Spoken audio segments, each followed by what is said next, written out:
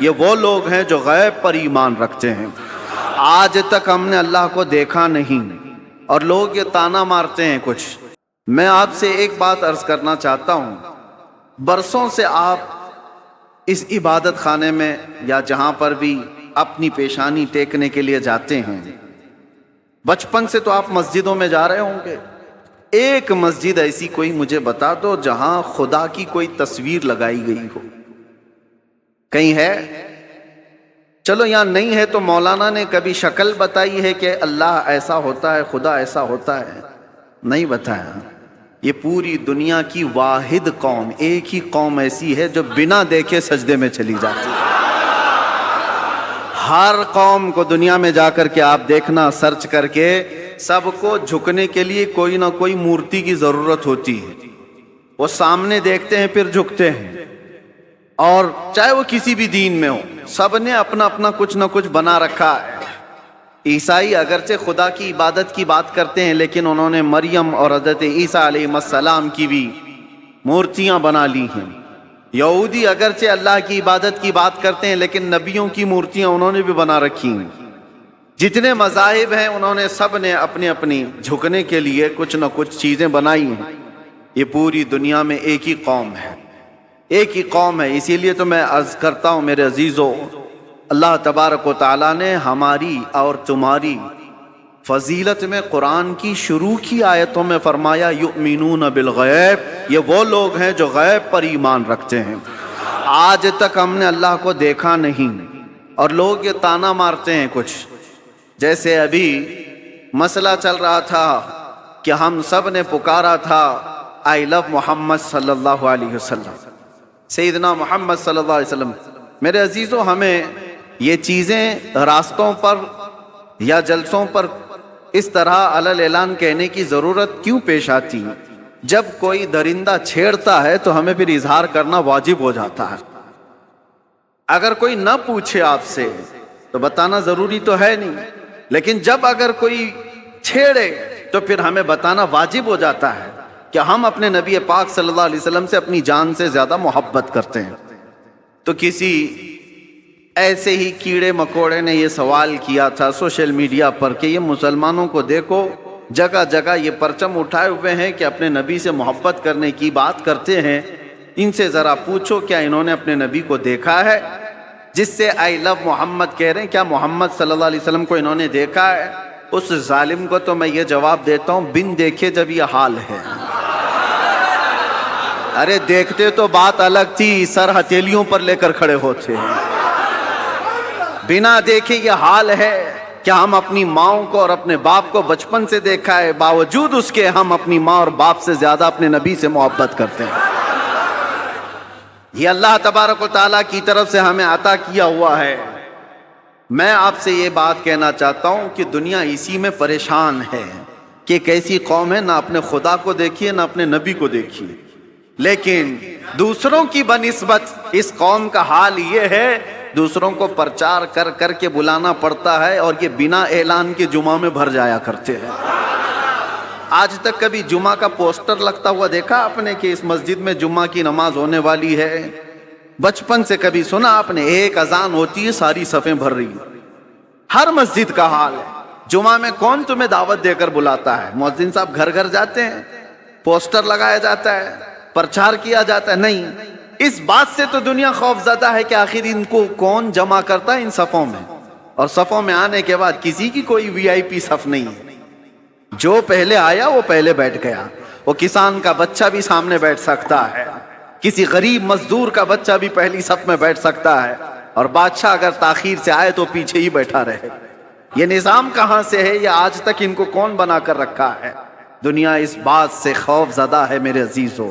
یہ وہ چیزیں ہیں، جارج برنارڈ شاہ ایک بہت بڑا مورخ ہے انگریز، اور اس نے یہ لکھا ہے کہ بہت سارے دنیا میں ریولیوشن آئے، دنیا میں بہت سارے انقلاب آئے، بڑی بڑی شخصیتیں آئیں، جیسے مارکس کا، لینن کا، اور بھی کئی ایسے بڑے بڑے شخصیات آئی، انہوں نے دنیا کے نظام کو بدلنے کی کوششیں کی، لیکن ان کا انقلاب، ان کا ریولیوشن 100 سال سے زیادہ تک نہیں چلا۔ ان کے اپنے شاگرد جب تک تھے تب تک ان کے انقلاب میں دم تھا، جارج برنارڈ شاہ کہتا ہے دنیا میں ایک ہی انقلاب میں نے دیکھا ہے 14 صدیوں کے بعد بھی آج بھی پوری طاقت کے ساتھ قائم ہے، اور وہ انقلاب ہے مکہ کی سرزمین سے اٹھا ہوا، محمد الرسول اللہ کی زبان سے لایا ہوا، اور مدینے کے بادیہ نشین بغیر چپل کے ایک لباس میں چلنے والے وہ صحابہ کا لایا ہوا انقلاب ہے۔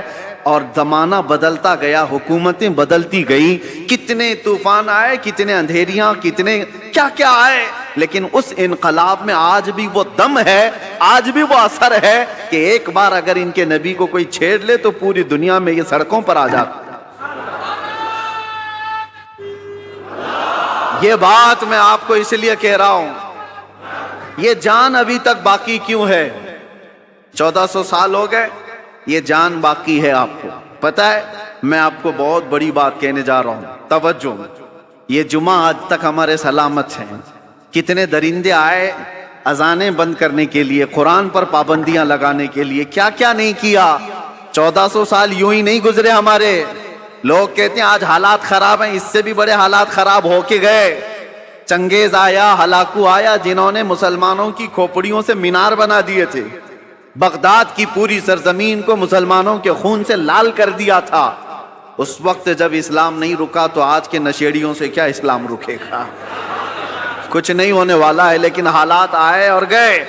لیکن آج تک یہ جو جان باقی ہے، کون تمہیں جمع کرتا ہے آج؟ ویسے تو مسلمان کسی کی جلدی ماننے والے نہیں، کسی کو قائد بھی نہیں مانتے۔ کوئی ہمارا ایک لیڈر ایسا ہے نہیں جو سب کو جمع کر دے، اس کے باوجود بھی ان صفوں میں کون جمع کرتا ہے؟ امام کی بھی وہ حیثیت نہیں ہے تمہیں جمع کرنے کی۔ بھائی امام کی حیثیت کو کیا ہے وہ تو ہم جانتے ہیں، ہر مسجد کا وہ بیچارہ وہ اپنے ہی گھر بار کی فکر میں ہے۔ لوگ اس کو خالی جمعہ اور امامت کے طور پر دیکھتے ہیں، باقی جمع کرنے کی طاقت یہ پوری وہ نہ امام کی ہے نہ مؤذن کی ہے، اور بڑے نیتا کی بھی نہیں۔ جب ان کا کوئی بڑا نیتا نہیں، کوئی بڑا قائد نہیں، تو یہ لاکھوں کی تعداد میں صفوں میں ان کو ہر جمعہ کون جمع کرتا ہے؟ اور صرف یہاں نہیں، پوری دنیا میں کون جمع کرتا ہے؟ یہ رمق، یہ دمک آج تک ان کے چہروں پر باقی کیوں ہے؟ آج پوری دنیا تمہیں آتنکواد کا ایک لیبل لگانے کے لیے کیا کیا نہیں حربے استعمال کیے، پوری میڈیا کا استعمال کیا۔ داڑھی دکھے تو لوگ کہیں ٹیررسٹ ہے، ٹوپی دکھے تو لوگ کہیں ٹیررسٹ ہے۔ سب پروپیگنڈے کے باوجود نہ ٹوپی اتری نہ داڑھی اتری۔ آج بھی ہے یا نہیں ہے؟ اس لیے میں بتانا یہ چاہتا ہوں کہ یہ رمق، یہ دمک، یہ جان آج تک باقی کیوں ہے؟ اس لیے کہ ہمارا رسول زندہ ہے تو دین بھی زندہ ہے۔ رسول زندہ ہے، اور زندہ رسول کا دین قیامت تک زندہ رہنے والا ہے۔ ہمارے اندر جو زندگی باقی ہے نا، یہ جو رمق دمک ہے، یہ جو کچھ بھی چمک دمک ہے، صرف اس لیے کہ وہ جو نہ تھے تو کچھ نہ تھا، وہ جو نہ ہو تو کچھ نہ ہو۔ جان ہے وہ جہان کی، اور جان ہے تو جہان ہے، وہ ہیں آج بھی ہمارے درمیان۔ اسی لیے اللہ کے بڑے عذابات نہیں آتے۔ قرآن میں اللہ نے فرمایا وَمَا كَانَ اللَّهُ لِيُعَذِّبَهُمْ وَأَنْتَ فِيهِمْ، اللہ اس قوم پر ویسا عذاب نازل نہیں کرے گا جیسے پچھلی امتوں پر کرتا تھا، اس لیے کہ ان کے بیچ میں میرا محبوب آرام فرما ہے۔ اب جو بات میں کہنے جا رہا تھا وہ یہ، آپ ان مسجدوں میں آئے، کبھی خدا کی تصویر نہیں دیکھی، کبھی خدا کا کوئی چہرہ، کوئی اس کا آکار نہیں دیکھا اور نہ ہی سنا ہے، اور ہم بنا بھی نہیں سکتے۔ جو آنکھوں میں آ گیا وہ خدا نہیں ہو سکتا، بات سمجھ کے چلو۔ جو نظروں میں آ گیا وہ خدا نہیں ہو سکتا، خدا کسی چیز میں سما نہیں سکتا، وہ محیط نہیں ہے۔ اب دوسری بات، یہاں تک تمہاری زندگی باقی ہے۔ دوسری ایک بات، جب بھی آپ مسجدوں میں جاتے ہیں، امام صاحب سے کیا قرات سنتے ہیں؟ فجر میں، مغرب میں، عشاء میں تو بلند آواز سے قرات ہوتی ہے، سن تو لیتے ہوں، جمعہ میں بھی ہوتی ہے۔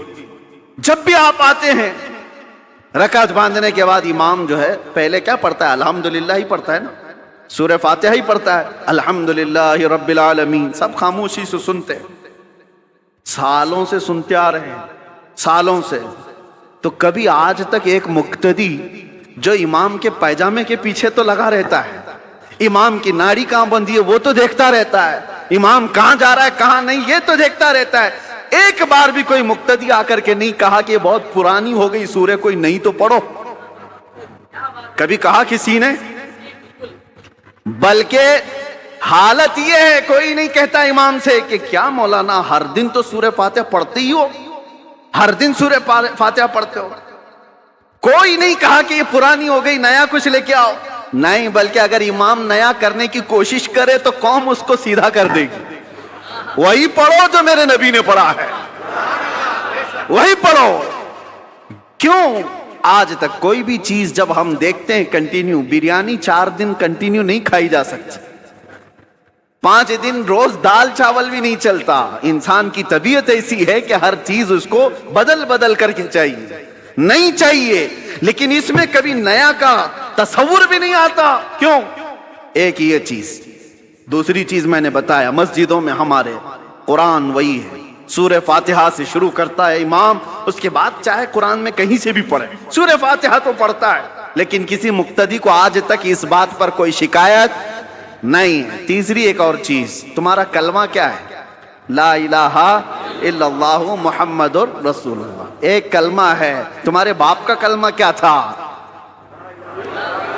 اور دادا کا کلمہ کیا تھا؟ پردادا کا کلمہ کیا تھا؟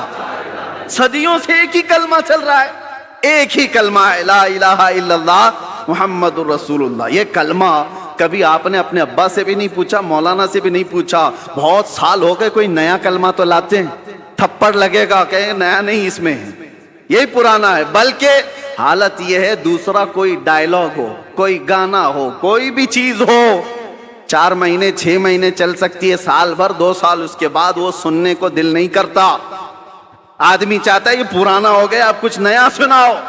کلمہ طیبہ کو کوئی بھی امتی یہ نہیں کہتا پرانا ہو گیا، ارے 70,000 بار بھی پڑھیں تو اس میں جدت اور لذت اور آتی، کبھی پرانا نہیں ہوتا۔ یہ ایسی چیزیں تمہارے پاس ہیں، تمہارے پاس ہیں، یہ جمعہ کی جماعت، یہ قرآن کی حقانیت، یہ کلمہ طیبہ کی جدت جو ہر زمانے میں ہے، کیا یہ تمام چیزیں اس بات کا ثبوت نہیں ہے کہ اسلام زندہ ہے اور قیامت تک زندہ رہنے والا ہے؟ کسی بھی جگہ پر تمہیں یہ چیزیں نہیں مل سکتی، ہر جگہ بہت کچھ بدلاؤ ہے۔ ہاں میں بتا سکتا ہوں چیلنج کے ساتھ، دنیا کا کوئی بھی مذہب ہو، لائے کتابیں اور ہم بتاتے ہیں اس کے کتنے کتنے نسخے ہیں، کتنے بائبل میں آج کتنے نسخے، 70 سے زیادہ نسخے الگ الگ ملتے ہیں، یونان میں الگ ہے اور یورپ میں الگ ہے، جو انجیل Bible old testament new testament سب بدلی ہوئی ہیں، اور ہمارے ہاں کی کتابیں، ہمارے دیش میں جو بہت ساری مقدس کتابیں مانی جاتی ہیں، ان میں بھی ہیر پھیر ادھر ادھر بدلاؤ الگ الگ ہے، لیکن افریقہ سے لے کر امریکہ تک، ہند سے لے کر کے آپ کسی بھی کونے تک جاؤ، قرآن سورہ فاتحہ سے شروع ہوتا ہے، والناس پر ہی ختم ہوتا ہے۔ فرقے بہت ہوئے دین میں، اسلام میں بہت سارے فرقے ہوئے، لیکن اس میں کسی کا اختلاف نہیں آیا، قرآن کے 30 پارے اور 114 سورتیں جو صحابہ کے زمانے میں تھی وہ آج بھی وہی موجود ہے۔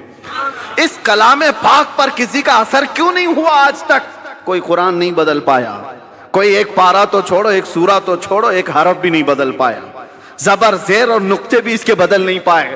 1400 سال سے ایک کتاب چلی آ رہی ہے، اس کتاب کو کوئی نہیں بدل پایا۔ اے مسلمانوں، میں تمہیں یہ فخر والی باتیں بتا رہا ہوں، اس سے بڑھ کر کے دولت جاؤ ڈھونڈ کر کے نکالو، کسی کے پاس نہیں مل سکتی۔